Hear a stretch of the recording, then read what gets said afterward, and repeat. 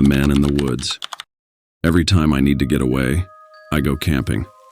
It's very healing to be outside, be alone, and be cut off from the rest of the world. I chose to go on a camping trip by myself in the middle of the woods in a national park I won't name last year. There was a long way between the place and the nearest town. I thought it would be a great place to get away and relax. That was it for the first night. It was quiet when I set up my tent and made a fire. Things began to go badly on the second night, though. I was about to fall asleep when I heard it. Clear footsteps moving through the leaves outside my tent. It was around midnight.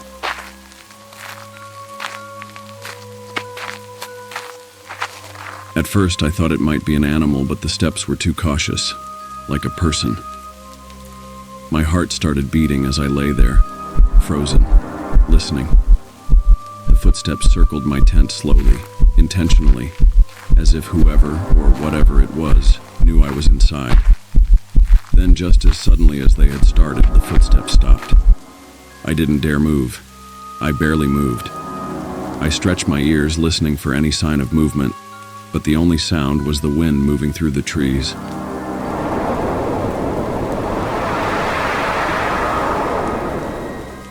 After what felt like a lifetime, I finally mustered the courage to open the tent a tiny bit and peek outside. There was nothing. No one. Just the dark, empty woods.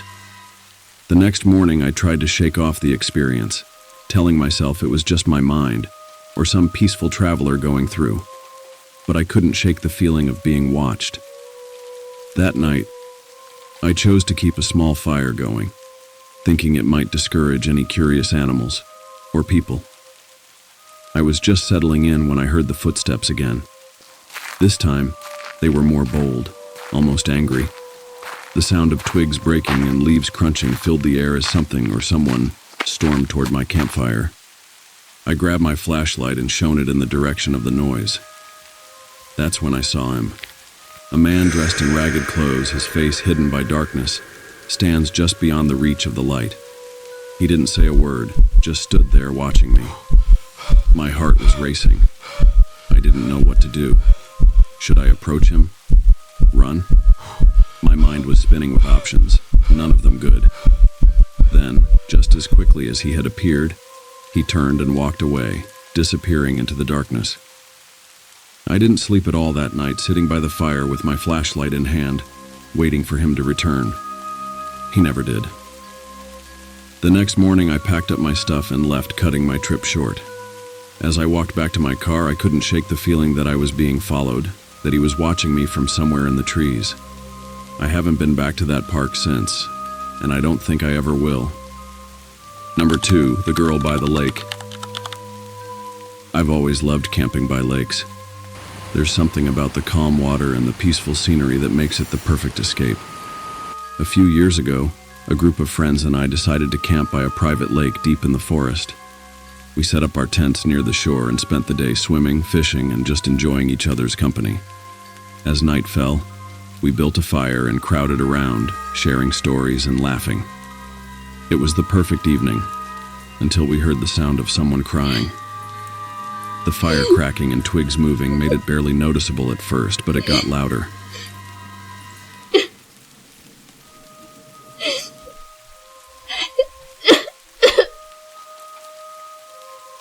It was a woman's voice, crying wildly. We all fell silent, listening, trying to figure out where the sound was coming from. It looked to have come from the lake.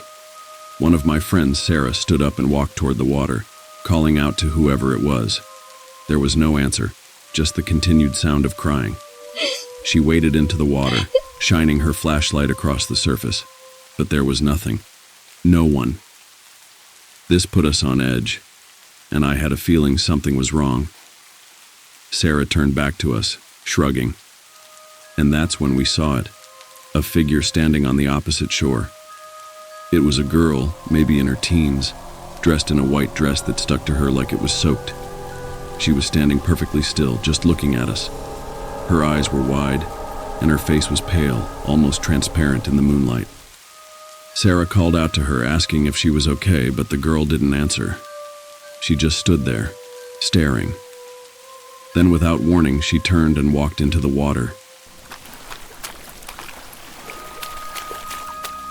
disappearing beneath the surface. We all ran to the shore, but there was no sign of her. The lake was still calm, as if nothing had happened. Despite staying on high alert all night, the girl never appeared. The crying stopped, and the lake was strangely quiet.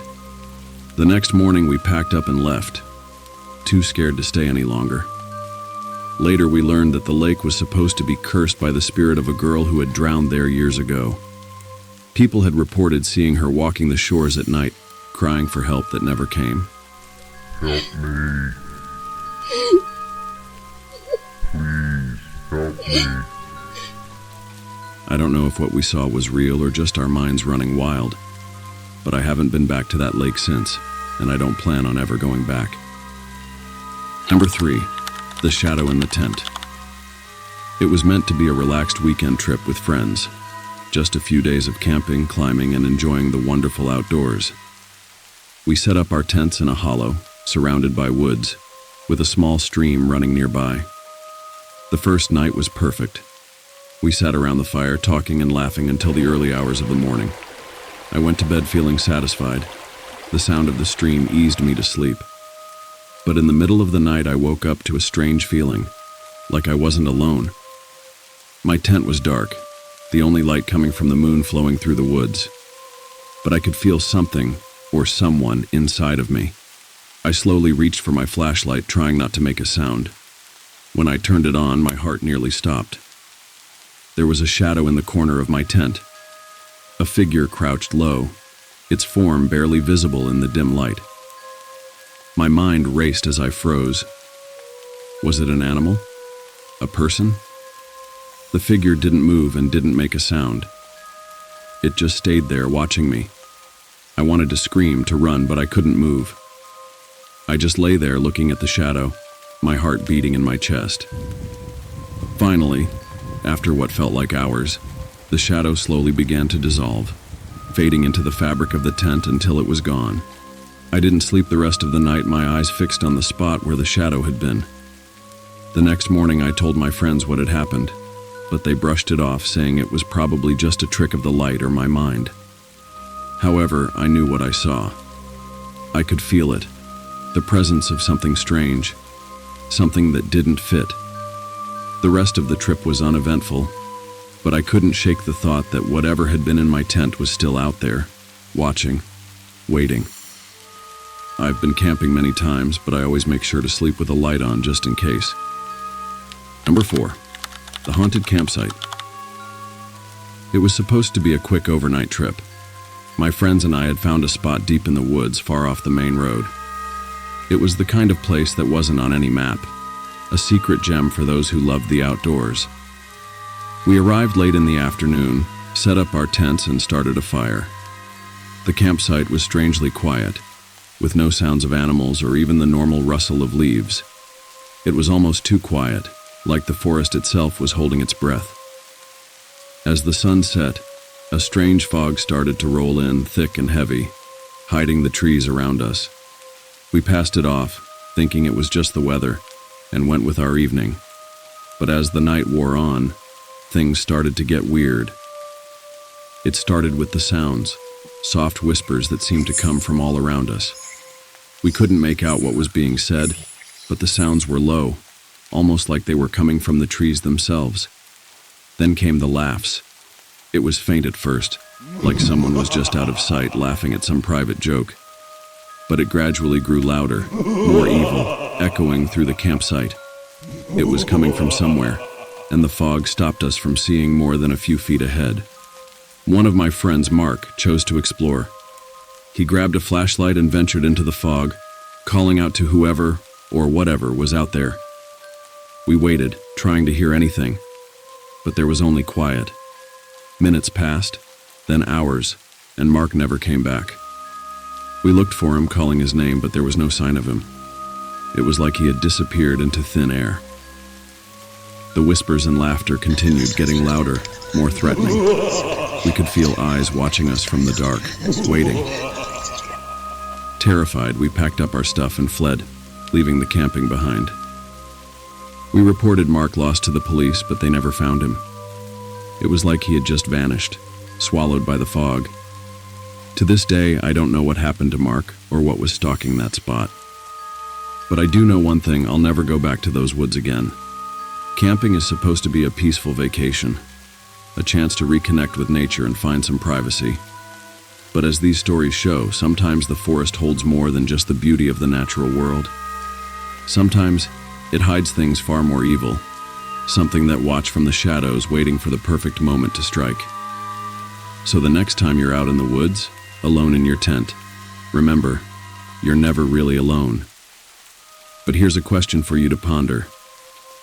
When the darkness closes in and you hear the whispers of the unknown, can you be sure that it's just the forest? Or something far more terrifying?